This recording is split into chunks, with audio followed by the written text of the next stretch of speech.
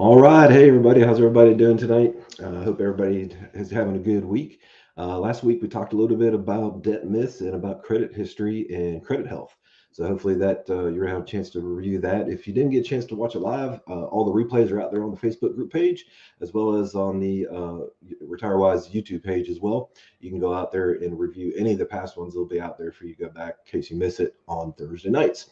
So tonight, we're going to talk about building an emergency fund, what that means, and then a little preview into nine core principles around in the Bible about money. Kind of a little teaser for that. So let's dive in. We're still kind of going through the core basics of core financial principles. We're laying the foundation. We talked about budgeting. We talked about debt reduction, how to control your debt, credit health, tracking. All these kind of things are core fundamentals. You got to have the core fundamentals down and be good stewards of that and have that principle down before you can move on to, I don't want to call it more advanced things, but to things where you're doing retirement planning or you're doing investments and you're making your money work for you, as well as glorifying God at the same time. So again, if you guys have any questions about things that we've talked about in the past, DM me, email me, hit me up, whatever. Happy to help. Hope you guys are doing good with your tracking and your budgeting. Hopefully you have that down and are moving forward. So let's go down and dive into building an emergency fund. So the emergency fund is generally done after you've got your debt paid down, right? So once your debt is under control and you have that paid down, you've gone through that, then you can start working on the emergency funds. That's kind of the next step, right? So what is an emergency fund? Well, simply that, it's for emergencies, and every year, and it seems like we have a lot lately, there's all kinds of emergencies, whether it's natural disasters, whether it's job loss, whether it's health issues, whether it's things with the house. There's different levels of emergencies. So there's a lot of things to prepare for. So let's dive into it a little bit. I'm going to present my screen here again, and go through a doc that I'm going to be posting after this broadcast. Go out there and download it. You'll be able to go through it and read through the whole thing. So I'm just going to go through parts of it, the core parts of it, and then you can read more details. All right, so saving for emergency fund. I like what I have put in here. It's not having ones like your car parked in a forest during a tornado and hoping nothing hits it. Well, you got to do when it comes to finances. Well, you definitely need to be prepared. And while we all believe in prayer and that God's going to take care of us, but He also wants us to be good stewards. And we got to take care of ourselves as well and our families around us. So emergency funds. How big should this emergency fund be? Well, most of the time you're going to hear 3 months to 6 months, and that's really what I follow as well.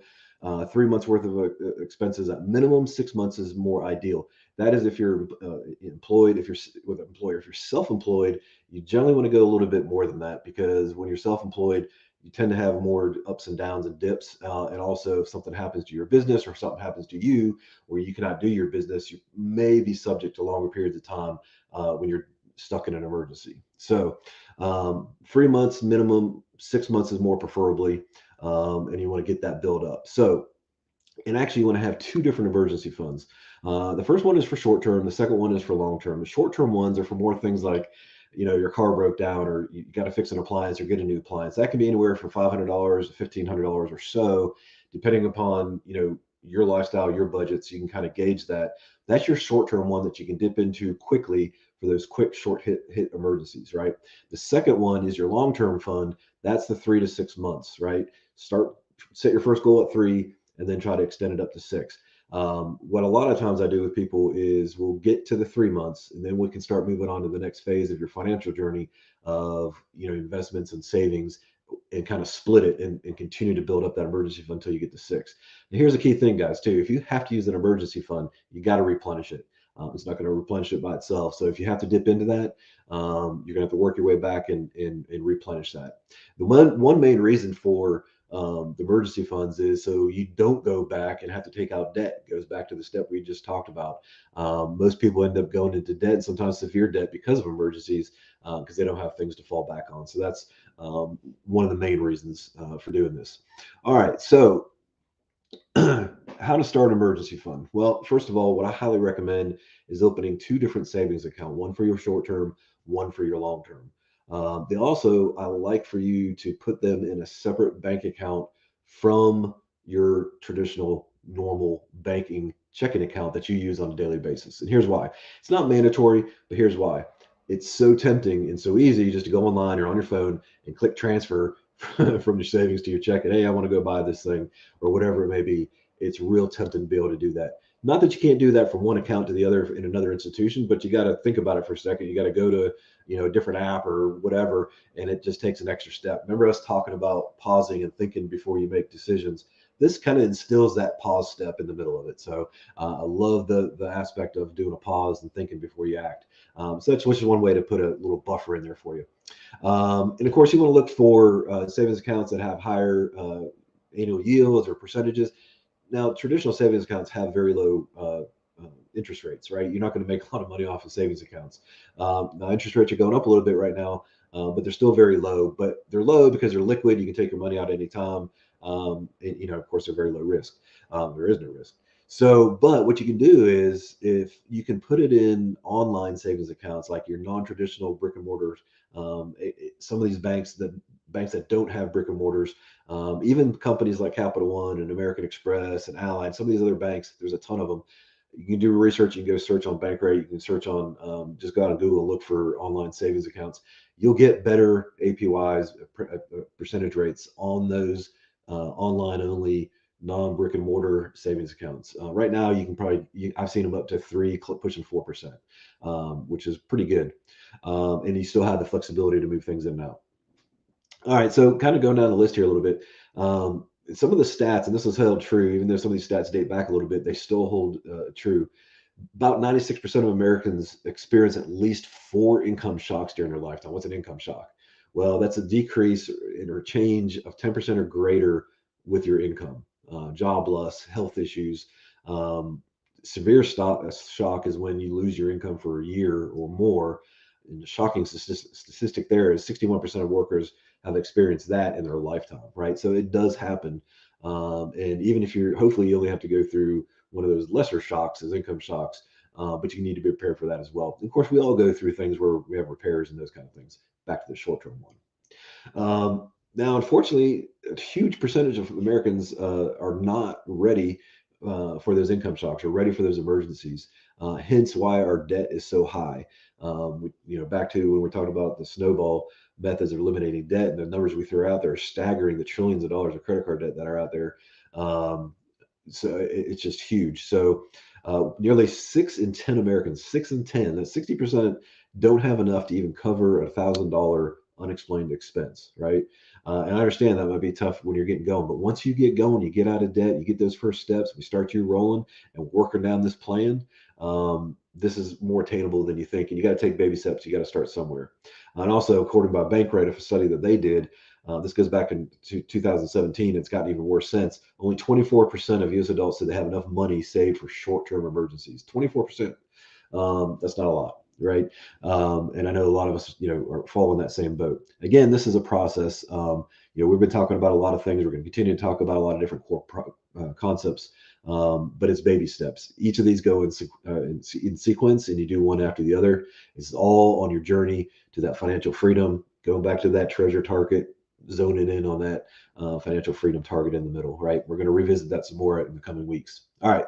So we talked a little bit about reasons for having emergency funds. Down in this document, you're going to just see some examples, just to give you some ideas, get you thought thinking. If you're a little on the fence about doing them, this is just giving you some stats and some thought processes around why you need them. Medical bills, home repair, unemployment, pet care. And up in here, there's some different stats and some things to think about. All right. What about ways to grow your emergency fund? Now, sometimes this gets a little uncomfortable for people. It kind of goes back to the same methodology as eliminating your debt, right? When we talk about eliminating your debt, sometimes it takes sacrifice, right? You got to sacrifice things to move forward in this journey. To experience that financial freedom, it's going to take some sacrifice and some discipline to get there. But once you get there, it's going to feel really, really, really good. You're going to have that freedom, and you're going to have more freedom to do things. You won't have to sacrifice as much. But it's all good practices. So let's go through a couple of these, and down at the bottom, it's going to talk a little bit about some of the sacrifices. And one thing, use your tax returns. How many people sit there and they get their tax returns and they go out and see what they can splurge on and blow it? Sure, give yourself something nice. I fully believe in the reward system, and you got to satisfy those things, but be moderate about it, be simple about it. Again, pause and think, but use your tax return. Put that towards your emergency fund. If you've already put it towards your debt and you're out of debt, I'm assuming at this phase, and what we're talking about here is that you're out of debt, or you've gotten to that point in the debt snowball that we're able to start building the emergency fund. Use your tax return. All right, that's a great.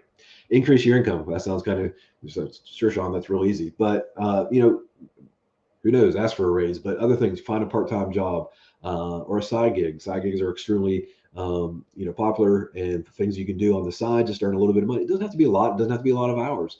Every little dollar helps to putting it towards that, right? And I also highly encourage you though to keep that work-life balance and priorities on family and God. But if you have the margin to do it, every little bit helps, right?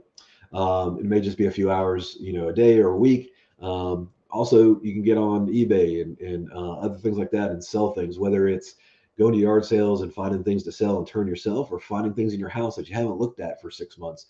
Go up in the attic, go up in your down in your basement, look around the things that you might not get rid of that you'd be able to sell. Again, every little dollar helps, right? And then, of course, some of the obvious things: cut expenses. Go back to your budget that you did and look at go back to your tracking and look at that tracking. Have you tracked properly? And do you know where it's going? Is there room to cut, right? Sacrifices. There may be opportunity to sacrifice. Maybe go out to eat a little bit less. You don't have that cup of coffee every single day, or whatever it may be, or you don't get that toy right away. You got to keep your eye on the prize of getting to that center of that target, right? Look at what expenses you may be able to cut down. Doesn't mean it's forever. You can constantly readjust. Remember that budget is a ever living, growing document. Simple things like keep the change when you get. Um, uh, Actually, there's some actual banks that do this. When you make a purchase, you auto round up the cents and put that rounded amount into your savings account. There's a couple of banks that do that for you automatically. You can sign up for that or do it on your own. It may sound like a little, but it adds up over time. Move checking funds into savings. If you have surplus in your checking, obviously you don't want to skate by and risk going NSF and those kind of things. Not enough funds in there. But if you constantly run a surplus in there, then maybe you're doing a little bit better than you think, and you might be able to move funds over. Use a grocery shopping list. This actually helps a lot when you actually have a list. Helps you be less spontaneous. I know I'm a victim of that as well. You go to the store and you think about things and find other things, and you see other things in front of you that you want to get. They're geniuses at marketing and placement. But if you have a list, you go down that list, and it's usually a little more disciplined. And studies have shown that you end up spending less. And then simple things like shop around for better credit rates on credit cards, those kind of things. Shop around, whether it's calling your TV provider or switch TV providers, like I mentioned on your credit cards. Any services that you have where there's competition, go out and search. You may be able to find lower rates. But the biggest thing there is, again, it's back to the debt. It's the same mindset. You're going to carry right on from the debt management into this emergency fund piece to build that up. Think about your opportunity cost. You may have to make some sacrifices to get this tackled, right? But it's worth it in the end. I can promise you that. All right, let's keep on chunking down here a little bit. So I wanted to bring up one little piece about where the emergency fund is actually biblical. If you remember Joseph interpreting the dreams for Pharaoh, and this goes back to Genesis 41:34 through 36. I'm just going to read that real quick. Let Pharaoh appoint commissioners over the land to take a fifth of the harvest of Egypt during the 7 years of abundance. They should collect all the food of these good years that are coming and store up the grain under the authority of the Pharaoh to be kept in the cities for food. The food should then be held in reserves for the country to be used during the 7 years of famine that will come upon Egypt, so that the country may not be ruined by famine. So if you remember that story, remember that biblical story where Joseph interpreted those dreams and said that to the Pharaoh. This is a great example of emergency fund. Now, these days we don't keep 7 years worth. Hopefully we never have 7 years worth of famine. So we're talking about 3 to 6 months. The more you can do, the better. You could always go back and revisit these. If you have the 6 months build up and you're doing good on your investments and retirement savings, you can always come back and build that up. Later on, when we talk about retirement, we talk about those different funds and what to use and the buckets. This is going to come into play, your cash reserves, liquidity, those kind of things. So we'll come back to that as well. But it's definitely, the Bible shows us some examples. There's other examples in there, but this is, I think, the most prominent one that comes to mind when you're talking about building an emergency fund and you're talking about biblical passages. All right. So I'm going to scroll down here, and we talked about the pursue financial freedom, all right? But on the same note, building this emergency fund allows you to take those steps toward financial freedom, to get into that target of that treasure target. That's where we all want to be. It's going to take some time to get there. It's going to take some discipline to get there, but that's where we want to be. You got to make your money work for you. Don't work for the money. You make that money work for you. You got to create that financial safety net so you don't go into debt when those emergencies happen. And if you do have to, you're going to crawl your way back out, rebuild that emergency fund, and get back on that horse to get everything back in line. So once we get this emergency fund built, we're going to keep a portion of that income there. We're going to keep it going. Once we get you to a good point, then we're going to start shifting some money over to investments and savings. While we continue to build up your emergency fund. Once you get to that 3 month part, we can break off and start that a little bit. Once you get to the 6 month part of savings, then we're going to have you go deeper into investments and saving for the future, right? The better you prepare for you are for life's obstacles, the better you feel, the more confidence you'll be able to attack those obstacles, right? Building that emergency fund is going to give you some peace of mind to move forward with your investment plans, with your future. Okay.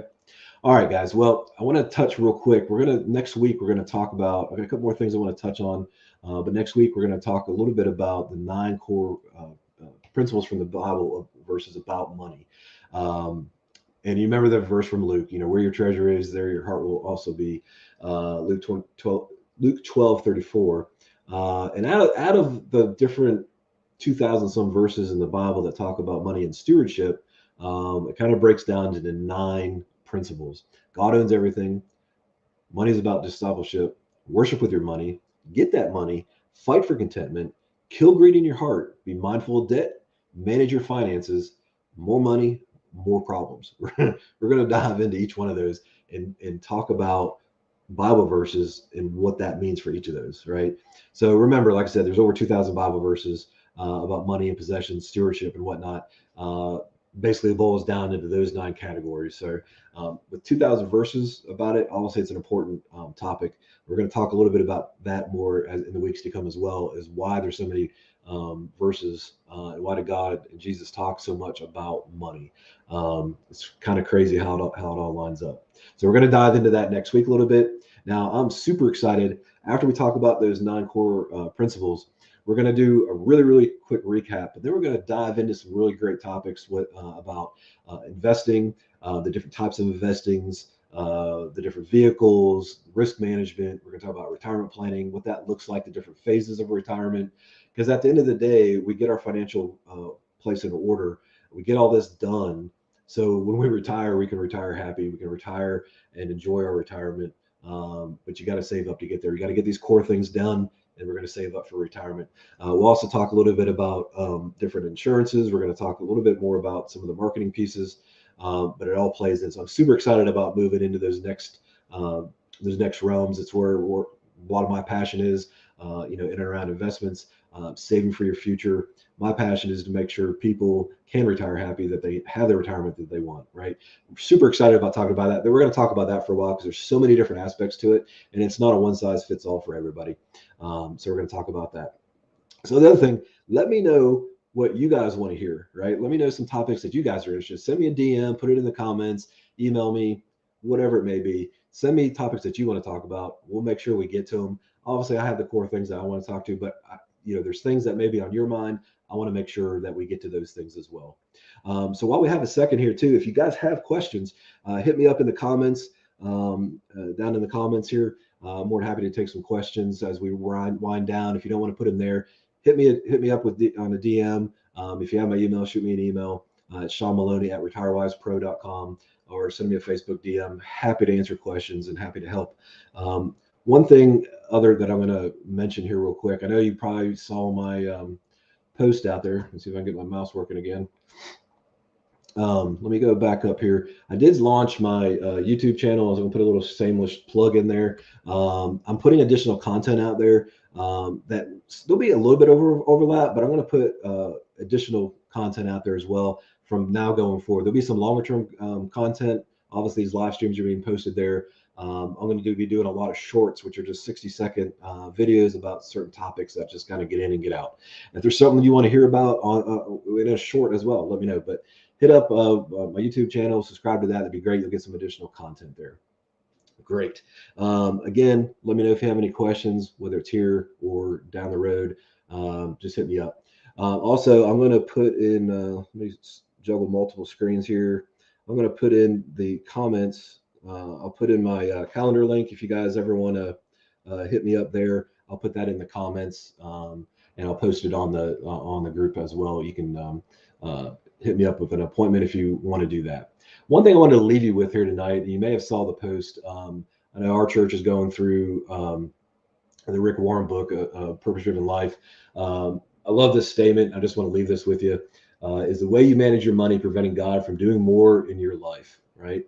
Is the way you manage your money preventing God from doing more in your life? Think about that for a minute. Take that as a parting message. We'll touch a little bit more on that next week as we go in the 9 core principles. Guys, it's been a pleasure. I look forward to next week. I really look forward to getting into some of these next topics, and we'll talk soon. Thanks all.